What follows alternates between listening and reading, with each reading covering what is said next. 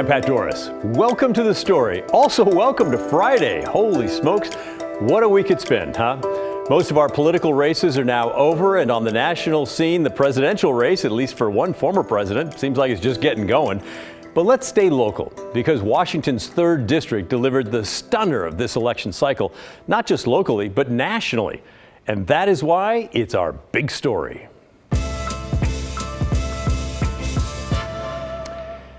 It's our big story because we're going to take a closer look at what happened when Democrat Marie Gluesenkamp Perez beat Republican Joe Kent. She did it as a Democrat in a mostly Republican district. And yes, Joe Kent fans, I do hear you saying, hey, the election, it is not officially over. Yeah, but it is essentially over. Gluesenkamp Perez is leading by about 3,000 votes, and she was the one invited to go to orientation for new members of Congress, not Joe Kent. But the fascinating thing is what happened to give her that win and what it could mean for other races nationwide. Here's Evan Watson. So we got to be grateful. I met Marvin Ledgy near his house in Ridgefield, Washington, where I asked him about his voting history. I think of myself as a moderate. I'm a registered Republican, but I don't vote a straight ticket. I look at the candidates and decide which way I'll vote. Ledgy said he just had one rule for his November ballot. This year, one thing that was clear was anybody that was supported by Donald Trump, I couldn't vote for, period. It didn't matter who the candidate was against him, what he had to say. If Trump supported him, there was no way I could vote for him. In Washington's 3rd Congressional District, Republican Joe Kent campaigned on Trump's endorsement. His America First platform often aligned with Trump's and the more extreme ideals of the Republican Party. Democrat Marie Gluesenkamp Perez marketed herself as a more moderate choice, advocating for gun rights and saying Democrats need to better serve rural Americans. You know, this is a district that believes in moderation, and that's the opportunity here. That's, frankly, what our country needs right now.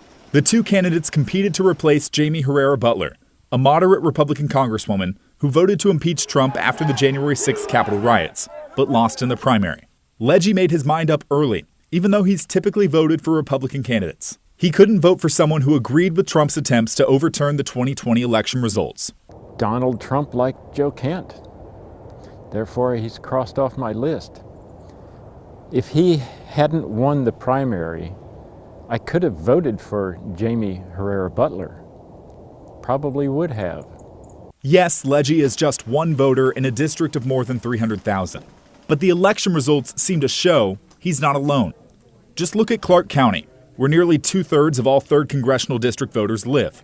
Gluesenkamp Perez won 55.5% of all votes, an 11-point margin over Kent.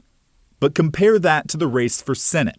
Democratic candidate Patty Murray received about 51% of the votes. That implies that 4 to 5% of all voters, likely Republican-minded voters, decided to vote for a Republican for Senate, Tiffany Smiley, but a Democrat in Gluesenkamp Perez for the House. Without those voters choosing a split ticket, Gluesenkamp Perez would not have been elected. It's kind of a microcosm of what we saw across the country, in that both sides were really animated to turn out, and in the right circumstances, they're willing to cross the aisle to vote for another party. Chris Stout is an associate professor of political science at Oregon State University. He paid close attention to the congressional races. Joe Kent was seen as being maybe too extreme, and so Gluesenkamp Perez was able to bring in some moderate Republicans to her side, and that would make a big difference in that district. Stout says results across the country show that more voters than usual paid attention to ideology rather than political party. He says Washington's 3rd is a clear example of voters wanting a moderate choice, not a partisan one. And it seems like Americans are starting to react against that and saying, you know, we don't want our candidates on the Democrats too far to the left, Republicans too far to the right. We want someone who's closer to the center. And so I think we'll see kind of a sharp change in the types of candidates put forth, which then is probably good for polarization and the ability for Congress to get things done, because maybe then there's a greater willingness to compromise. Ledgy says this shift to the middle feels needed, and he believes more voters feel the same. I think that's realistic. I think the Trump effect is felt. And we got several emails from you about this race after the race was called for Gluesenkamp Perez, and we wanted to highlight one of them that came in from Michael. He says, There was another reason why Marie won the 3rd district in Wash. She's one of us, say the rural folks of the entire district. The ads she ran establishing her identity were well made and smart. You can almost feel them relate, especially the ones from her car repair shop and the one in which she mentioned Skamania County, gun rights, and her gravel road, water from the well, heat from the fireplace. Most people in Clark or Long Beach have never been in the Green Berets, but a huge amount of people live on gravel roads and heat with wood. Well, what do you think about that? Do you agree or not? Let us know. Send us an email, will you? The address is thestory@kgw.com, or you can call and leave a voicemail, 503-226-5090. I'm joined now by Evan Watson, our reporter on the story. And Evan, I do think that the professor has a kind of a promising note if the country is kind of coming back to the middle. But what's next for Gluesenkamp? Yeah, Marie Gluesenkamp Perez is actually coming back from Washington, D.C. next week. She's been there for a week or so now for orientation, kind of this whirlwind tour, if you will. And then after Thanksgiving week, she goes back for a second part of that for even more training, orientation, onboarding type of thing. Which kind of does give the official stamp that she's going to be the one who wins this, right? Absolutely, one of those new candidates. One of the interesting things about these congressional seats is they're always up, it seems. And so have you heard of any moderate Republicans that are getting ready to challenge her in 2 years? Yeah, it's a good question. I think it's still early. I haven't heard any kind of challengers at this point. But I will say one person I really wanted to talk to for this story was Carolyn Long. She's ran for this as a Democrat, ran for this Washington's 3rd Congressional District 2 times now, but hasn't been successful. And I was curious to get her take or her perspective on a Democrat winning this seat, went up against a non-moderate candidate, but wasn't able to get in touch with her. We tried a couple of times this week and didn't hear back. I've interviewed her in the past. She is fascinating, so it's too bad we weren't able to get her. Maybe in the future. Yep, let's hope so. Thanks, Evan. Appreciate it. A wild and sometimes convoluted murder case finally got some closure today in Clark County. Back in 2005, this guy, Roy Russell, was sentenced to spend the rest of his life in prison for murdering a 14-year-old Vancouver girl named Chelsea Harrison. But then last year, Washington lawmakers decided to change the sentencing laws, and suddenly Russell's life sentence, that got a whole lot shorter. Today, he was resentenced to 26 years instead. Now, he's already served 17 years, so he's going to be out in 9 years, maybe even sooner if he gets credit for good behavior. For some background here, Russell was convicted of strangling Harrison to death in his Vancouver apartment. Russell had a lengthy criminal history at the time, and Harrison's murder was his 3rd strike under Washington's 3-strike law. That meant that he got that life sentence.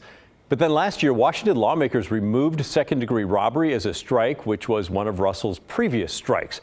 That allowed Russell and more than 100 other criminals to be resentenced to something less than true life in prison. Now, Ashley Corson's been following this case for the last several months. You were in the courtroom this morning. First, give us some of the background of what was going on there. Yeah, pretty small courtroom, but there were a lot of Chelsea Harrison's loved ones and supporters, as well as the original trial prosecutor on that case. So they all packed in there. The current prosecuting attorney on this, handling this case, pressed for the maximum. That's what they asked for. So did Chelsea's loved ones. And that is in the end what the judge handed down. The maximum allowed under these guidelines, which was, after all the math is said and done, it'll be at the most 9 years more that he'll have to serve. That is amazing. What was Chelsea's family's reaction to this? You know, this is not what they wanted. They said nobody won here today. They're just very upset. They want Roy Russell to be in prison for the rest of his life, which is what the original sentence was. So they are devastated. And they also want answers from lawmakers, Pat. You know, they want some accountability is what they are pushing for. They feel this law should never have been passed. And to be fair, we did reach out to these lawmakers. They have never responded for comment on this story. So we want to play you a little clip from the trial attorney on this case. Here's what he told us today. Absolutely disgusting. It just very much angers me. I know families watch this right now, so I'm going to try and be careful with my words, but to put all the sweat and the tears and the emotion and the fire, and the judge even noted that we did our job in 2005 based upon the laws that were on the books. There's no way we could have imagined 17 years later they were going to cut the knees out from our case. So it's very, very disturbing and upsetting, and no words can even describe it. I can just hear people grinding their teeth all throughout the viewing area. Roy Russell also addressed the court and Chelsea's family today, right? Yeah, so this was strange. I have been covering criminal cases like this for a long time, and I've never heard a defendant ask for the maximum penalty. So I kind of, swung my head around. He did. He asked the judge. He said, "I want the maximum." He says he apologized to Chelsea's family, said he was sorry, and that he's a changed man. And so what was odd, though, about it is that literally seconds before this hearing started, his attorney was still trying to get him waived from having to appear in person. So there was a disconnect there. Yeah. I don't know. Didn't he say he was something about his family had been impacted as well? That was another thing. That was one of those, you just felt for Chelsea's family, because Roy Russell addressed the court and he said, "I don't know whose family has had it worse. He goes, they lost their daughter, their granddaughter. My family has to deal with what I've done." But it was just it was a tough moment in the court. Yeah. You could just feel the emotion there. That's brutal. So it was hard. All right. Thank you, Ashley. Yeah, you Appreciate it. Switching things up now. Let's turn to a segment which is sure to become one of our most popular and long-running, the tolling of our freeways. Yeah, I just made that a title up, and I'll admit it does need some work. But you folks certainly have a lot to say about tolling in Oregon, and it's clear that ODOT, Oregon's Department of Transportation, is bringing tolling to our state on both I-5 and 205. So get ready, here it comes. For the last 2 nights, we focused on the first project that will bring new tolls to the state. Those tolls will go in on this section of 205 near Oregon City. I did the highlighting there to show you this place. The state is widening the Abernathy Bridge and a 7-mile stretch of 205 from Highway 213 there on the far right to Stafford Road there on the left of your screen. The toll structures will be on the Tualatin Bridge and the Abernathy Bridge. But that project is just the beginning, which prompted this email from viewer Kristen. There is talk of tolling on I-5 at the Boone Bridge. This essentially splits the city of Wilsonville in half, requiring that all residents of Charbonneau, as an example, pay a toll to go to their own city. They are otherwise cut off by a river with no other crossing option. She goes on to say, "This seems asinine. At least scoot it south on I-5 so you're not taxing your residents to do their grocery shopping. Otherwise, we are asking a lot of seniors to drive pretty far to get to the pharmacy, grocery, bank, etc. And they are seniors. Do we really want them on the road more?" Kristen, listen, here's the deal. I am not going to pick a fight with seniors and their driving abilities. After all, my in-laws are watching right now, and they're in their mid-80s. But I do get your point. And yes, ODOT has a second tolling project. It has a confusing sounding name, by the way, the Regional Mobility Pricing Project. Now, if this was not a government job, they'd call it the Tolling I-5 and part of 205 project, but it is government, so you just got to kind of read between the lines. Here's a map showing the area under consideration. They're trying to decide where to put more tolls on Interstate 5 from the Columbia River down to the Boone Bridge, and on 205 from the Columbia River to, I don't know, maybe Gladstone? The details are not finalized yet. But the project is moving forward. Here's ODOT's tolling manager, Mandy Putney. And then we also are evaluating tolling on I-5 and I-205 to look at variable rate pricing, where you'd have a higher toll during congested hours and a lower toll when it's not as congested. And looking at doing that on all lanes of I-5 and I-205. Now, that first project focused on the Abernathy Bridge and Tualatin Bridge, that's going to raise money to first pay for the work that they're doing there, and then it's going to be ongoing revenue to ODOT, meaning it's not going away. And this second regional mobility project is not paying for any specific work. It will charge tolls to help with ongoing costs in ODOT's budget as well. Right, as well as to manage congestion. So by introducing pricing on the system, it's a prompt for people to think about their time of travel and the need for their trip, and if they can adjust that trip or use a different mode, take transit or take a bike, or go at a different time of day, it really will have great relief on the interstate. And here's where you come in.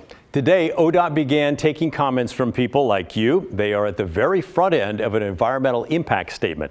It's something called scoping, where they try and get a handle on the scope of the environmental and community issues that they should be studying for this. They want to hear about your concerns and your thoughts about tolling.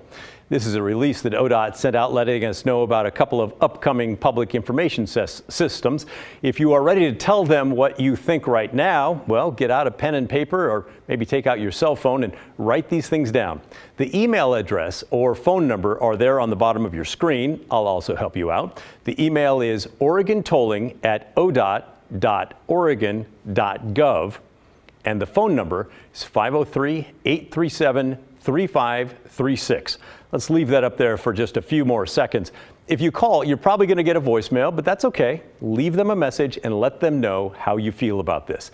That email and number, one more time, it's oregontolling@odot.oregon.gov or 503-837-3536.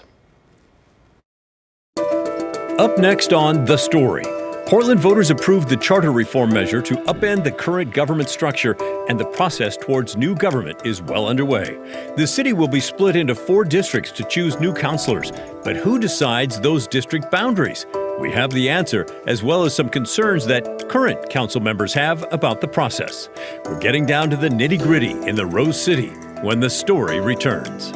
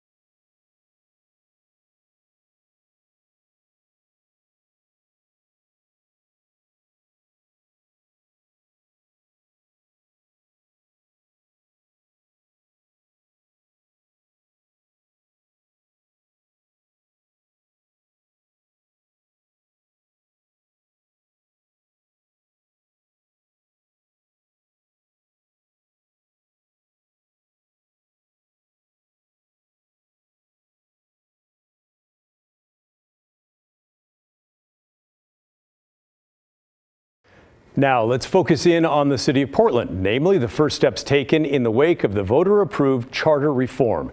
It's a huge deal. It's changing the government structure of the Rose City. Here's a breakdown of what's going to change. Power will be centralized under a city administrator who's overseen by the mayor. That person will be in charge of all the bureaus we're familiar with today. That means city council will be in charge of setting policy, not running the bureaus like they do currently. And council itself will expand to 12 members. Portland will be divided into 4 districts, and each district will elect 3 councilors using ranked choice voting. Now, none of this starts right away. The first election under this new structure will be in November of 2024, with terms for the elected officials beginning in January of 2025. The city administrator, they will be appointed by the mayor and then approved by the council. So that likely is not going to happen until 2025 when the new councilors and the mayor, be it Ted Wheeler or someone else, are in place. Okay, so those are the structural changes. But one of the first things that needs to be done is to set up an independent 13-member districting commission, which will have the authority to set those geographic boundaries of the 4 new districts in the city of Portland. Now, members of the commission will need to be appointed by Mayor Wheeler and then confirmed by the existing city council. And they will all need to be Portland residents representing a diversity of race, gender, age, and geography. And by the way, applications to be on that commission are available online right now. We'll have a link in the web article with this story if you're interested in applying. But check it out. There are already concerns over political hijinks, various ways that folks might try to give themselves an unfair advantage when the new city districts are drawn up. That brings us to what happened on Wednesday, where council voted on an ordinance to update the city code with language about that districting commission. It was a unanimous vote, 5-0, but Commissioner Mingus Mapps and Dan Ryan were very skeptical, and we wanted to highlight some of their questions. This is definitely what we call the nitty-gritty of city politics, so stick with me, though. It's important for those of you who care about the future of the city, and I know that's pretty much all of you. Whether you live here or not, you're affected by it. So here's the first issue. As city staff explained, no elected officials or candidates can serve on the districting commission, but Commissioner Dan Ryan wanted to know, and we're paraphrasing a little bit here, but if someone served on the commission, helped draw those districts and decide the geographic boundaries, and then immediately announced they were running for a council seat in one of those districts, wouldn't that kind of be a conflict of interest? The answer from the city's attorney office staff was, if that person planned to run after serving on the commission, it could be a potential conflict of interest, and they would probably need to declare it, but it's not an actual conflict of interest under state law, said as only a lawyer can. Ryan said that answer was a great legal response that does not pass the conflict of interest sniff test. Next issue. Could the current city council override the commission's decision about how the maps are drawn? Well, the answer is only if the commission fails to adopt a map with a supermajority vote of at least 9 of the 13 members of that geography council. If they get at least 9 yes votes on the map, council cannot touch it. But if they fail to get 9 votes on the map twice, then the most recent proposal that they voted on does go to the current city council for consideration and adoption. Kind of vague, huh? Well, those were the lawyer's words when the question was asked, and we will try to keep getting clarification on that one because it does seem a little bit blurry. Now, it's important to note that the Oregon Constitution requires the political districts to be compact, contiguous, separated by conventional dividing lines, and of equal population. If it doesn't follow those rules, it could be off to court for a challenge. And that equal population requirement leads us to our last issue. The district maps must be redrawn every 10 years, and the deadline is September 1st of 2031, 2041, etc. It's time to coincide with the U.S. Census report. But, and here we're paraphrasing an issue raised by Commissioner Mingus Mapps, given that the 2020 census data was delayed and a mess, if future census data is delayed, doesn't the September 1st deadline create a risk that the commission won't have the most up-to-date population numbers? To that question, the city staff agreed they should look into it and make sure that the schedules are in alignment for future rounds of redistricting.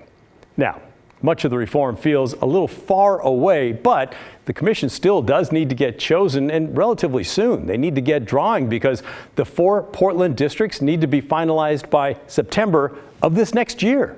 That's just 10 months away. It needs to be done then to make sure that there's time to educate the voters and the candidates before the 2024 election season gets underway. So there's a lot to do in a relatively short amount of time. Changing a city's government isn't going to be quick or easy, and whether you voted for it or not, we, you, all of us are getting a front row seat to all the action. Still ahead on the story, if a body of water had 20 feet of ice on top of it, well, you'd assume no boats are making their way through that. But the U.S. Coast Guard says, think again, buddy. This week, their heavy icebreaker left Seattle on a mission that would make any explorer shudder and shiver. We'll explain when the story returns.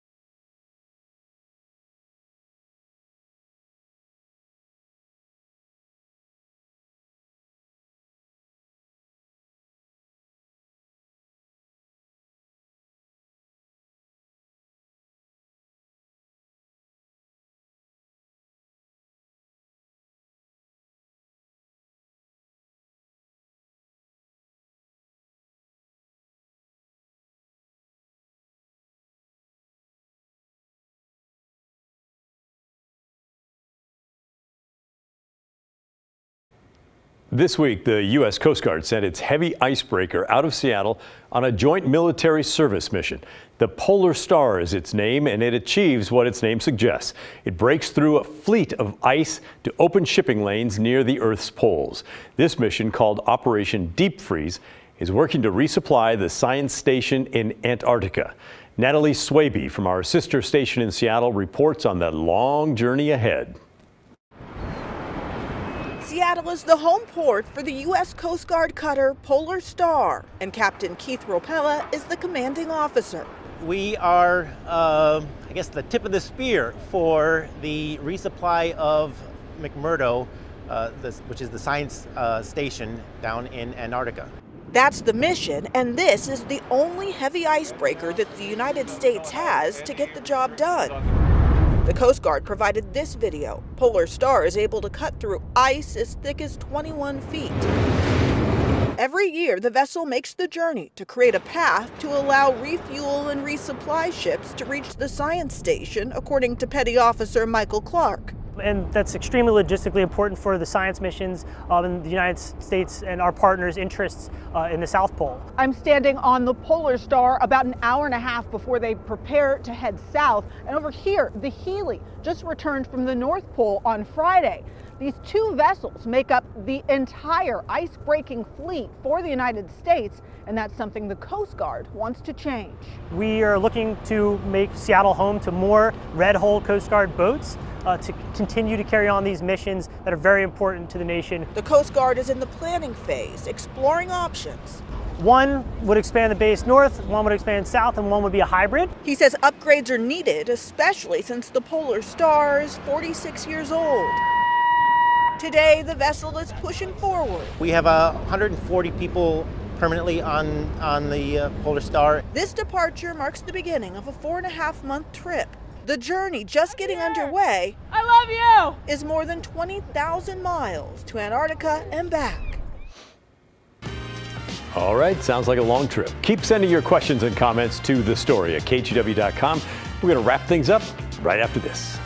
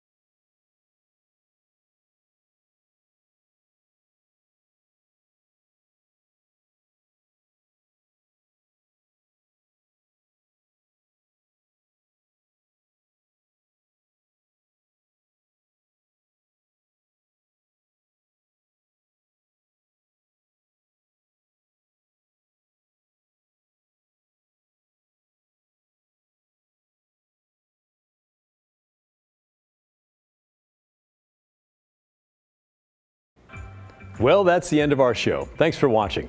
And remember, the story, our story, that never ends.